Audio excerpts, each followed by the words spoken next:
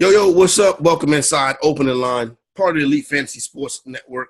Corey and Benny coming at you on a Friday. Don't forget, subscribe. Make sure you like the videos. Check it out as we get ready to continue to rock and roll towards the rest of the summer and all that good stuff. Benny, what's going on with you, my man? Getting ready for the weekend, huh?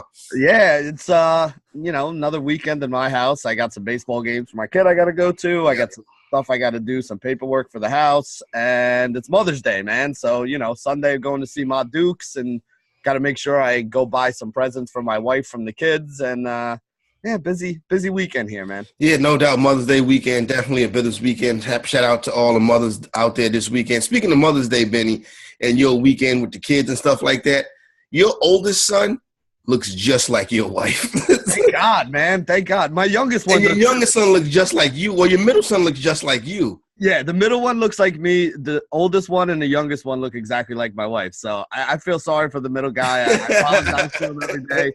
The other two guys, they're gonna be all right. Like we joke around. My oldest son's got like dirty blonde hair and blue eyes. Yeah. And, my wife's like, well, what's he gonna be when he grows up? I was like, he's gonna be a kept man. He's gonna have some rich wife, and he's gonna be a gigolo. So I was like, yeah, I gotta get him in the weight room now to make sure his life projection is on the right path. Yeah, no doubt. So shout out to his lineage. You know what I'm saying?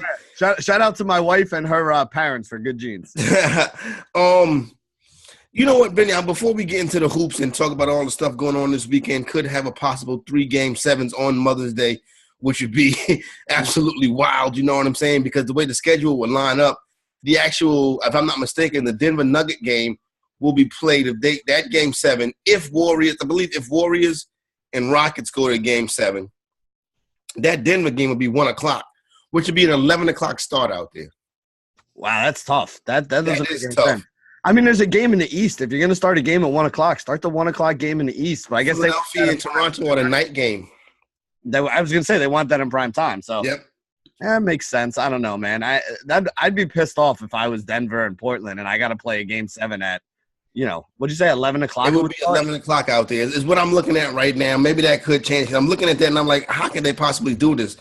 But right now, a tentative Game 7 between Dubs and Rockets would start at 3:30. Obviously, that would be like the prime time, dinner time game. Well, the dinner time game, and then, of course, you get the nightcap with the 76ers and the Raptors. And we'll get into breaking those down and talking about those later. But, Brittany, something I wanted to bring up all week and get your opinion on, because I thought it was quite – I don't know what to think of it, because I'm like, I haven't been a part of a team in a very long time, you know what I'm saying? Mm-hmm. And last time I was a part of a team, it's like, everybody was the same, we're all together and stuff like that. But this situation this week with the Red Sox, I found to be particularly interesting with their trip to the White House, because I'm like, unfortunately, that's a thing now. When somebody wins a championship and the trip to the White House, and you got to go through all of this again, and it's the convergence of politics and sports, which I don't have a problem with, but a lot of people tend to do so. I read an article this morning. A lady in Philadelphia was like, yo, I'm tired of, you know what I'm saying, Meek Mill, and you know what I mean? She just was going in on her favorite teams, you know what I'm saying? With that being said, because I think the Devils had something with the not the national anthem, with the Pledge of Allegiance, something. It's a lot of stuff going on, right? Like that. And she's like, yo, her favorite teams are, taking these social justice stands, whatever. Now, the situation with the Red Sox is particularly interesting because, it really divided straight down the lines, Benny. Mm-hmm. And you hate to see that on the team, you know what I mean, when the white players go to the White House and the Latin and the black players and Big Papi, who I think was invited also decide to skip out on the event, Benny. It's like, everybody each his own, they're entitled to their own right and their own opinion, but you got to think as a team, I don't know, is it a bad look, Benny? Here's my thoughts on this, and my thoughts on this are a lot different than a lot of people's, I think, because I've been hearing, people from both sides of it kind of go, here's the deal, going to the White House is a big deal. Yeah. Now, it sucks that you win your championship at a time when you may disagree with the person who's in the White House, but just going there and being able to go see it and the history and when you go, I don't know if you were a DC guy, right? So have you been to the White House before, done the White House tour? I've been outside the White House, never been inside the White House, but I've met 3 presidents. Yeah, that's pretty cool. So when you do a White House tour, if you anybody can roll up and do a tour of the White House, right? But they're only showing you certain parts of it, right? Like, I think the West Wing is where, like, all the actual stuff goes on. So they take you in the East Wing. They show you some cool paintings and some cool pictures and point out some history and stuff like that. But unless you get elected president, you're not getting in that other part of the White House. You know what I'm saying? Your only chance to do that is, if you're one of the people who play on one of these teams, if the president invites you to the White House for some reason. So it's a pretty cool thing, and it's a pretty cool honor. It's something that I would like to do, I mean, hell, when I won an FSWA award, I didn't get an invitation to the White House, but I would have went no matter who was there just because I would have wanted to go see it. Now, here's my whole thing with this whole social stance thing. I have no problem with anybody taking a social stance. That is your right as an American citizen, something I love about this country. You have the right to take a stance. I don't think you have the right, though, to knock somebody who decides not to take a stance. Yeah. That's where I differ from a lot of people. It's like, well, they shouldn't have went because these guys didn't want to go, or those guys didn't want to go, or this group of the team or that group of the team. To me, you all got invited. You all have your own decision to make about whether or not you want to get invited. If you want to use that opportunity to bring, attention to some social cause that you have the right to do that. And I have no problem with that. I like what Joey Cora did. I like him saying, listen, I'm from Puerto Rico. You can keep lying about all the help you gave to Puerto Rico, but I've been there. Alex Cora. Alex Cora, yeah. I've been there. Joey Cora. I've been there. I got peoples there. I know what's going on there. Like, I know that what you're saying is a lie. I'm going to use this as a way to kind of promote that stance. Again, I have no problem with that. That's fine. He chose to do that. But then again, there are other guys who this is their opportunity to go to the White House, to go see that part of the White House that nobody else ever really sees, to meet a president of the United States and put that on their, to-do list, whether you like the president or not. I mean, the thing that a lot of people need to understand, too, is there are a lot of people who like this president. Yeah. Again, I may not be in that group, even though I'm a Republican. I'm not in that group. Yeah. But at the same point in time, there are a lot of people who like this president. So you get the opportunity. You played for the championship team. To me, it's a personal decision. If you decide to go, that's cool. If you decide not to go, that's cool too. If I'm on one of these teams, I don't want to make more out of this than we have to. I think there are certain people in the media who are making more out of it. Well, all the black players stayed home and all the Spanish players stayed home and all the white players went here. Everybody had the decision whether or not they want to go. Everybody made their own personal decision. I can tell you right now, if I'm on the team and these are my friends and these are my boys, I'm not going to let your decision to or not go to the White House be the thing that makes me stop being a teammate or a good friend to you. You know what I mean? And no doubt. And I think, Jamel Hill, probably the one that's gotten the most attention and the most press about it this week. And I've always I think Jamel is talented, but I've agreed with some of her stuff. I've disagreed with some of her stuff. I don't know where I stand on this one right here, Benny, because it's like I agree with what you're saying.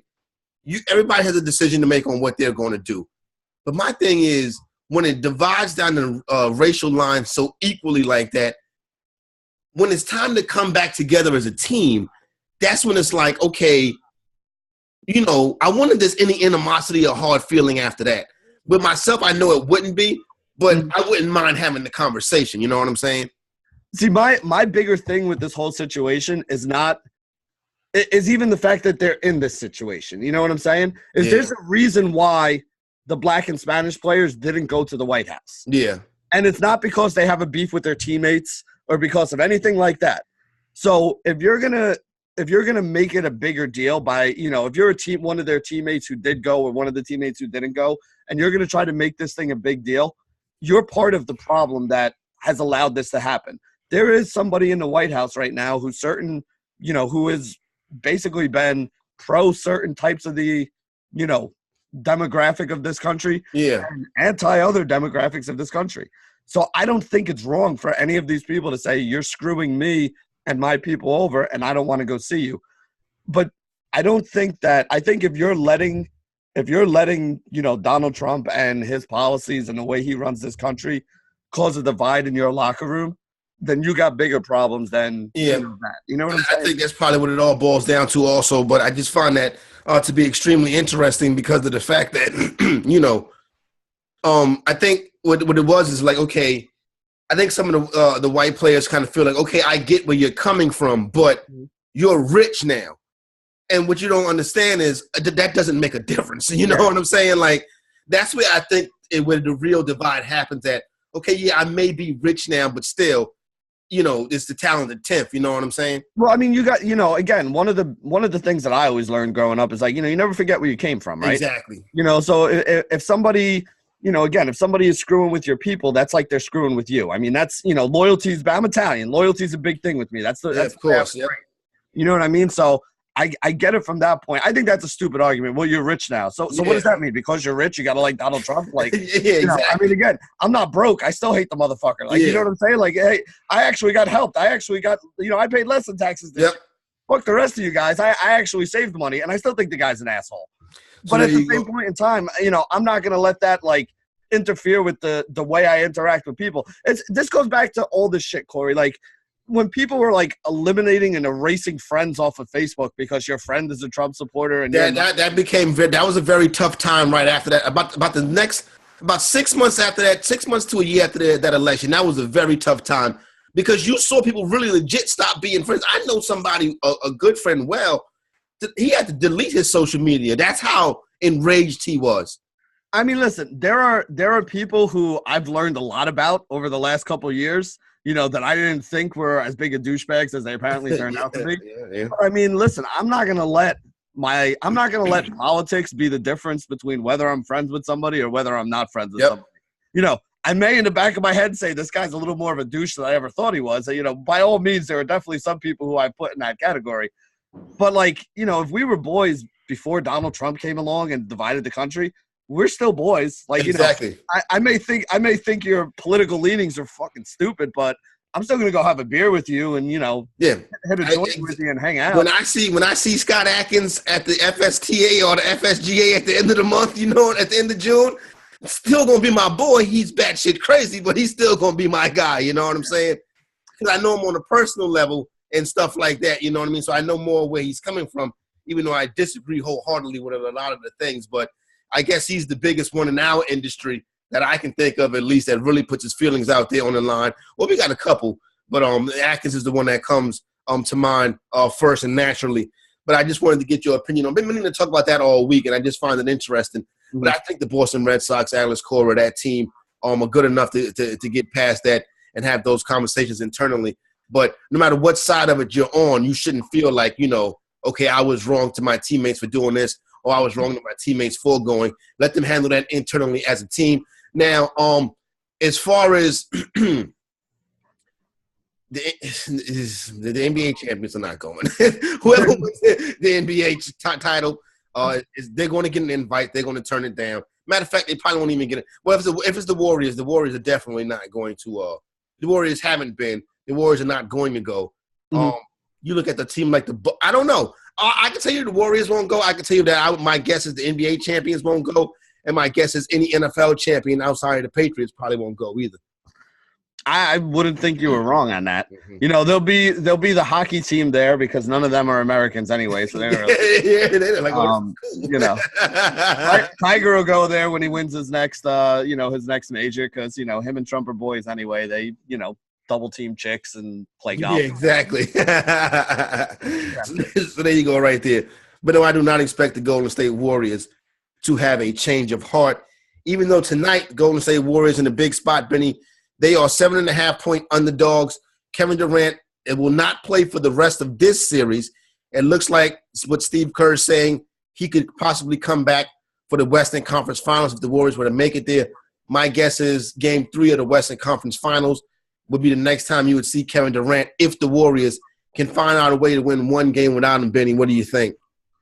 Yeah, I mean, I think they win one of these two games, to be honest. Yeah. They're still the favorite.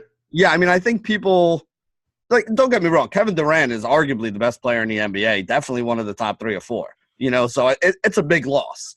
But you still have Steph Curry. You still got Klay Thompson. You got the original Dubs. You still got Andre Iguodala. I mean, you basically still have 4 guys that have been, all NBA before. So it's not like they're hurting for talent. You know what I mean? Like This isn't like Giannis getting hurt for the Bucks, and then you have like a secondary team of okay role players. Like the role players on Golden State are guys who've been superstars in this league before. Yeah, so I mean, exactly. they're still going to be in contention.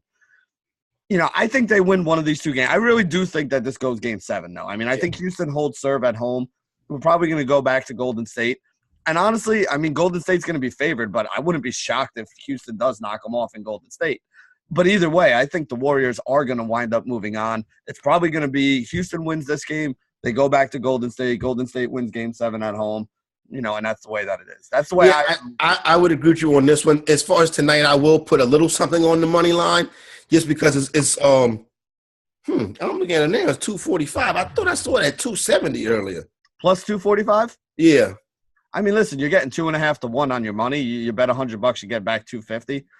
That's worth throwing something on there. It's still the Golden State Warriors. The spread is 7.5. I do like the spread on this one throughout the course of the day. I'll probably find some more things to go over inside that game right there. But that's the big one on the docket tonight with those two teams. And you got the updated injury, the updated status on Kevin Durant. As far as last night goes, the talented Philadelphia 76ers showed up last night. Again, I'm happy that I've stayed away from this series. I've kind of stayed away from the series. I didn't bet a side on this game yesterday. I bet the total, and Benny, that was a sweat of all sweats. Oh, it came by like a half a point, wasn't it? I had it at 212 and a half. I had over 213 and a half. It came in 213, and I'm watching it, and I'm like, I had more or less wrote the bet off, Benny. Like whatever, you know what I'm saying? I'm like, it's gonna kill the parlay, whatever. But I'm not even tripping off it. I'm just like, I was content with it. But as I'm watching the fourth quarter, I'm like, it's 3 minutes left. If Toronto had about 85 at the time, and I'm like, they can get to 100, this game's going to barely go over. And sure enough, they got to 100, 101, and the game barely went over. You know what I'm saying? So I got lucky on that one right there. But, I mean, you saw the process last night. Listen, we talked about this, right, with when – Philly shows up to play. They can play with anybody. They can beat anybody. Yep. The problem is they show up one day, and then the next day you're like, is this even the same team? Like, again, They won last night, and for all intents and purposes, that game was over in the first half. They were up 20 and like, kind of pulling away. When they go from losing a game, the last game on the road by 20, to being by 20, 25 points and basically kind of cruising to the end of the game and winning by, I don't know what it was at the end, 12 points or something like that. Yeah. But how can you be – and this is one of the things with young teams, right? How can you be so good one day and so bad the next day? Yeah. Oh, that's the hardest part for me with this series, which is why I've kind of been staying away from betting on it. Because, I mean, that if everybody plays well for Philly is a very, very talented team, probably even more talented than the Toronto Raptors are. Yeah. The problem is we've seen Embiid play well. We've seen him play horrible. You never know what you're going to get with him. Yeah, Ben Simmons last night had a great game. Where the hell has that been all series? You know what I'm saying? That's the biggest problem I have with the 76ers team is there's no consistency. So if you're betting on them, you never know. Are you going to get good 76ers or are you going to get the bad 76ers? For Game 7, Toronto is a 6.5-point favorite. I don't think anybody wins a Game 7 by a lot of points. If it gets to Game 7, that means you got two evenly matched teams that are going to be fighting for everything. To me, Game 7 is going to come down to one shot or one shot that somebody misses on the other end and some free throws. So anything under 5 for me, anything that's one possession, I'd be fine with. So I'll take would you say Toronto's favored? Toronto's 6.5-point favorite. Give me the 76ers in that one then. You're carrying that 6 with the 76ers. That probably, I don't know. I worry about Toronto like getting up on them and Philadelphia saying, all right, they got it. But not in a Game 7 though. That's my thing. It's like in a Game 7, you're going to fight back. I don't trust I don't know if I trust the 76ers to fight back. In a Game 7, if you don't fight back. Well, they got Jimmy Butler. I was going to say, in a Game 7, if you don't fight back, your coach should be fired. Yeah. And you should seriously be thinking about doing something to that roster because if you can get to that point and you're going to roll over and give up, then you got some bigger issues. Okay, I ask you this then, Benny. You think all three favorites win Game 7s? The Warriors, the Nuggets, and the Raptors. I would take all three home teams, to be honest. If I'm betting on all three home teams, figuring one of them probably loses. I'm not going to lose. But if you bet all three of the favorites, you lose one, you win the other two, you still walk away with a profit. Yeah, no doubt about it. So I can't agree with you on that one. I think it's going to be tough. It's going to be interesting, but I do think we get the 3 Game 7s coming up. As far as the night game last night, we got a little Dame time in us. C.J. McCollum is absolutely balling, and Rodney Hood also with a big game last night as the Portland Trailblazers. They get the win at home, and now they go up to Denver for a Game 7, more than likely Sunday afternoon. Yeah, like I said, I'm going to be on Denver in this game, but again, I have a hedge already in case Denver loses. And, yeah, you're good. For the most part, I've kind of just been trying to squeeze out a little bit of cash in this series by taking the other side of it. If Portland wins, I'm sitting on a ticket for them to beat whoever comes out of that Houston, Warriors series for $4,000 on a $100 bet. And if they lose this game, I've made enough money on the Denver Nuggets in this series to cover that $100 bet and put a little money in my pocket. So I'm sticking with Denver here. I really like this Denver team too. I mean, you got a lot of young players. This is the youngest. They really do. They have a lot of young players on this team. Yeah, it's the youngest team left in the playoffs at this point. Really, the only old guy on this whole team is Paul Millsap. Yeah, and he's looked like it at times in this series also. But Rodney Hood came through last night. He made some clutch shots. Al-Farouq Aminu. So, Dame got it going late in the second half and in the fourth quarter, and they were able to hold them off and get the W. And at 5.5, Denver laying 5.5 on Sunday for a Game 7. I think I'm actually I've been riding with Portland this whole series, so I'm going to go with Portland yet again to at least cover. I don't know if I'm going to money line the Trailblazers. I think it's going to be very difficult to go up there and get the win. Yeah, I'd be fine with that. 5.5 is a decent amount of points, and I feel like this is going to be another one that stays kind of close. Again, I do think that Denver wins this game. Yeah, but, 5.5. I'll take 5.5 with Portland. That's not bad. No, it's not. I think I will take the 5.5 with them. Also, have you seen these latest? First of all, the stuff going on with the Los Angeles Lakers over the past week or so. They can't seem to find a head coach. There's always some kind of turmoil. You had the Magic Johnson thing last week. Now the reports of them possibly exploring trading LeBron James. I honestly think they should. I don't think it's crazy for them to want to trade LeBron James. Listen, LeBron comes with his own set of rules. Yeah, that you got to understand when you bring him there. When you bring LeBron James in, you have to understand every place that he's been, he's had a problem with the coach, with the exception of Miami, which is why I give Spoelstra a lot of credit too. Because that's the only coach that he's had. Think about it. Only coach that he's had that he hasn't tried to get fired or tried to mess with was. I think he probably did, but I don't think Pat Riley was having it. And Pat Riley was telling him, I got more championships than you. Stop playing with me. And you know what? Not for nothing, but isn't that the way it's supposed to be? You're right. Don't get me wrong. That's the kind of organization that I want to be a fan of, where you have somebody at the top who's like, listen, I've been there before, like you're the new guy who's trying to come in and do what I've already done. Yeah. So, I know what I'm doing. I know what I'm talking about. We're going to do things my way. That's the kind of person you need. LeBron James, as much as I love LeBron James just needs to go play basketball. Yeah. You need to stop worrying about your coach and your teammates and your bullshit and all the other stuff. You're a basketball player. Go play basketball. Let somebody else whose job is to put together a championship team put together a championship team. And you need to be smarter about the cities that you're going to. I want to go live in LA. All right, that's fine. But you have to realize if you're going to live in LA that there are 2 franchises there. And really, in my opinion, you picked the one that has the worst front office. You could have went and played for the Clippers, who has a front office that at least I think knows what the hell they're doing, and a coach of Doc Rivers who's going to, help you, who could help you win a championship. Instead, you went to the Lakers, where it's all about showtime and, being in the lights and being on the front page of the newspaper and all that stuff. But honestly, right now this team is in turmoil from the top to the bottom. I think when you bring LBJ in, Benny, you know that he needs to be included in the conversation that you have internally in the front office level. I think when you bring him there, I think that it's like a great quarterback.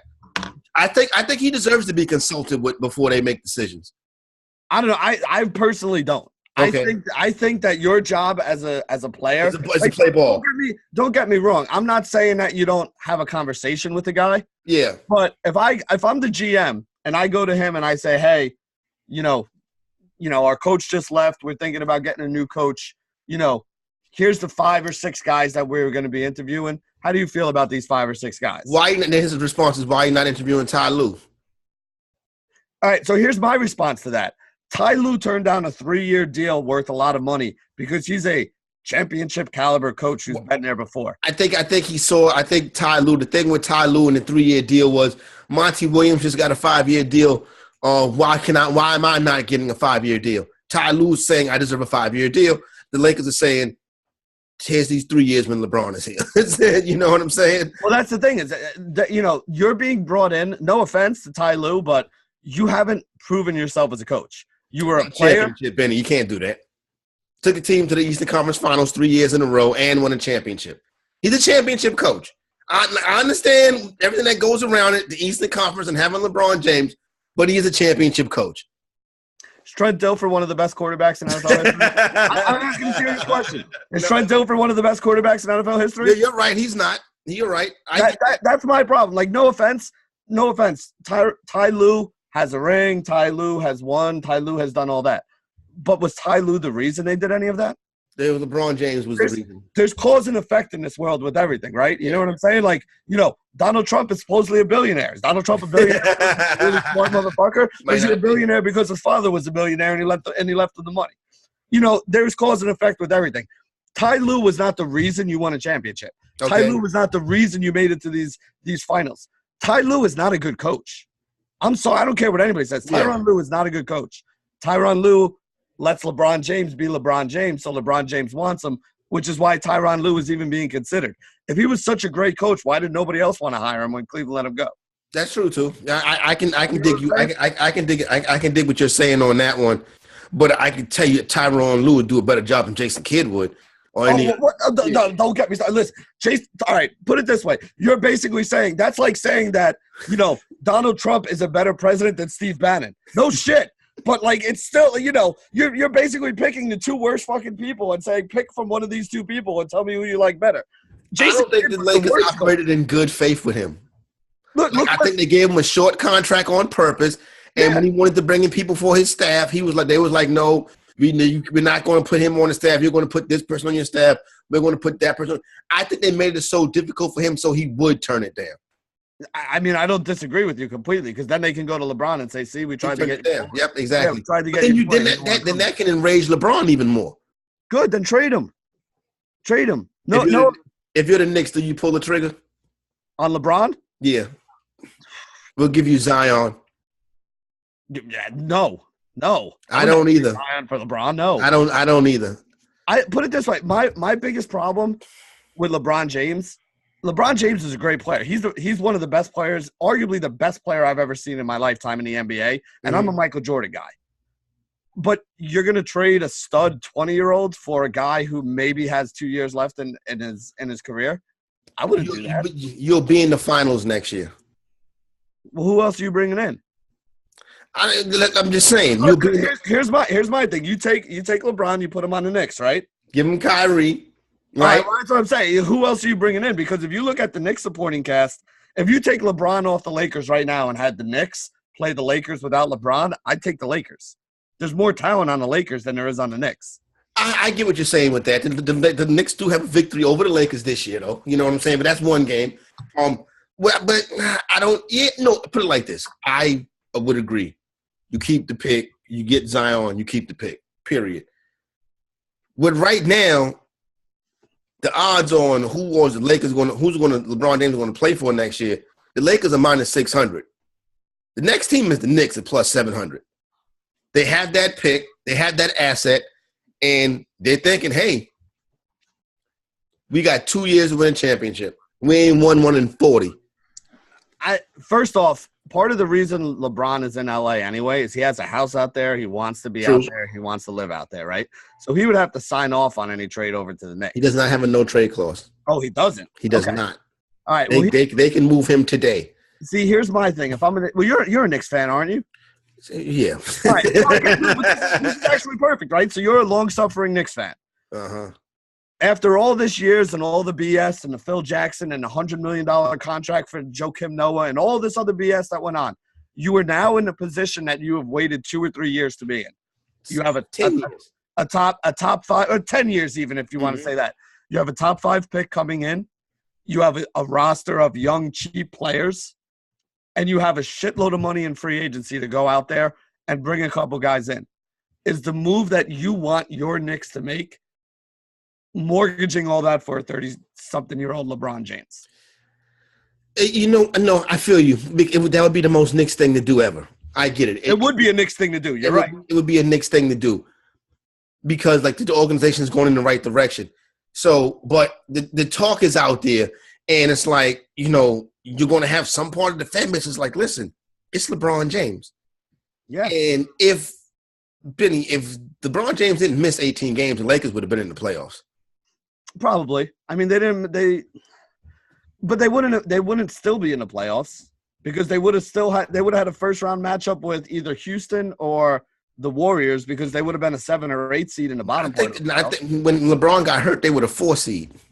Yeah, when he got hurt. But at the end of the season, see, LeBron wasn't the only guy that got hurt on that team. That's true. Lonzo Ball's injury did affect them because Lonzo Ball's an excellent defender. Yeah, I mean, by the end of the season, they were basically playing with scrubs because all their starters were kind of banged up or hurt.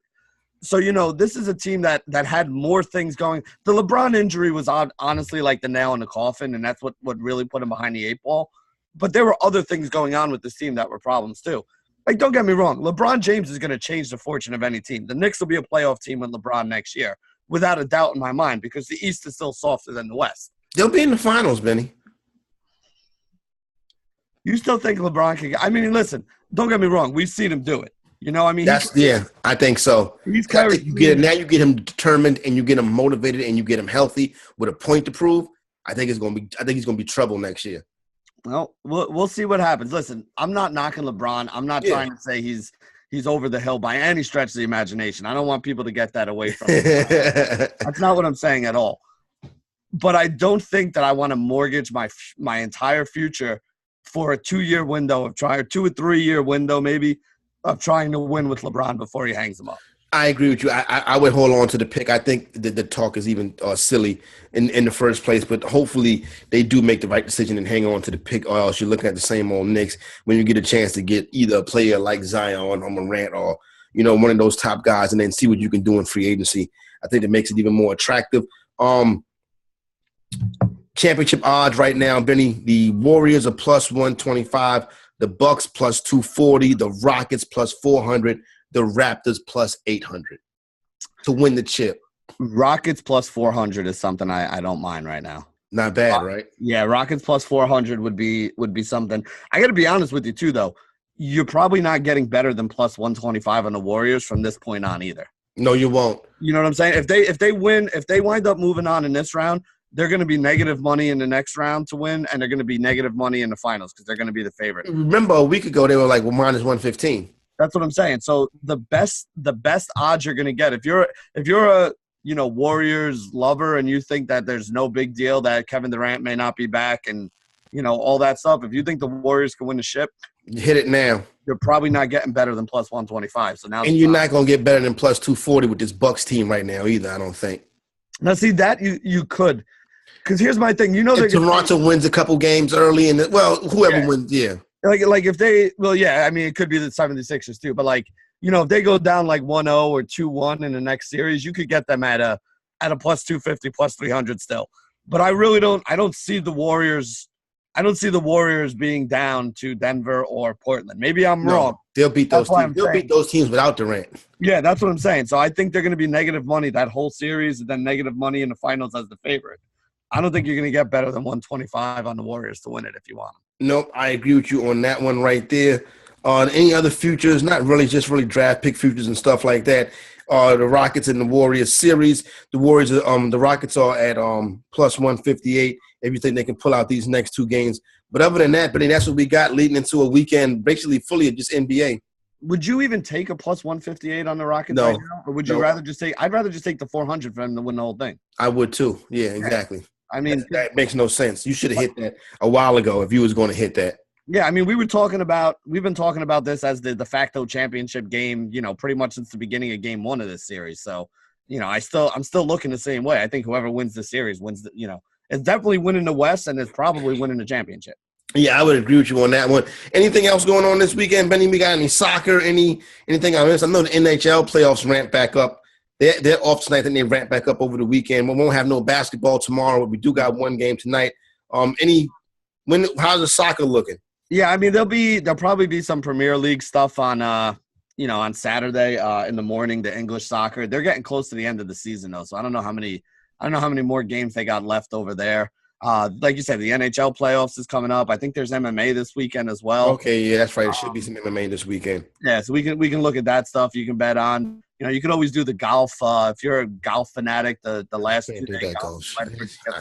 After that Masters debacle, Benny, I decided I'm done with the PGA. But whatever you want to bet on this weekend, EliteBetting.com is the home for that. Don't forget fantasy football drafts coming up. FantasyGuru.com, and for you DFS heads out there, GuruElite.com is where it goes down at. Benny, let's get a couple big pieces of chicken out the way and get up out of here. I'm going to give mine to my man Rodney Hood. Rodney Hood came through last night with a big game ball style game. We don't give away game balls. We give away a big piece of chickens. Rodney Hood, you deserve one, my man. Come get yours. I got to be honest. He was the guy at the top of my list, but I'll pivot a little bit to his teammate, Zach Collins, as well. He did real good last night as well. Yeah, and I had him in DFS for 3,100, and he put up 31 fantasy points. So anytime a guy goes 10X for me, he's my boy and getting a big nice. Anyway. But, him and Rodney Hood with that second unit. You know what? The whole second unit for the Portland Trailblazers. Yep. Yeah, they get the big piece of chicken because they were actually down, and then that second unit kind of brought them back into it and pushed them to that point where, you can get it down there. And listen, the thing that makes Portland dangerous is you get in a close game with Portland at the end, you got Dame Lillard and CJ McCollum, and those guys are shot makers. They put the ball in the basket when they need to, and they don't mind the bright lights and the big moment. Those two guys played a hell of an end game last night. They really did. Benny, what I find interesting is I watched a joint on ESPN Plus, Kobe Bryant Detail, and he was breaking down Dame Lillard's game, and he was like, we're at a point in the NBA right now where this man is standing out by the logo and pump faking, and the defender is falling for it. Like, he's pump faking by the logo, and the defender's like, you have to guard him by the logo. And Kobe just was like, that's crazy. I don't thought I would ever see that. Normally, if somebody comes up and shoot from the logo, let him shoot. I want you to take that shot. With Dame Lillard, hand in his face, and you're like, on his every move. That's crazy. Dame Lillard is the closest thing we have to Steph Curry in the league right now. And I think he did that on purpose. Yeah, Steph Curry, if you quote-unquote give Steph the credit for changing the game, Dame Lillard was the one who's right on his tail, playing the same way, and Lillard may even have some more offensive skills going to the hole, than Steph does. So to me, those are two of the funnest guys to watch. I actually hope Portland and Golden State win that series because neither one of them is good defensive players, but they're both great offensive players, so that'll be a lot of good offense if those two go up. There you go right there, the opening line part of the Elite Fantasy Sports Network. For my main man, Benny Ricciardi, I'm Corey Parson, the Fantasy Executive. We are out.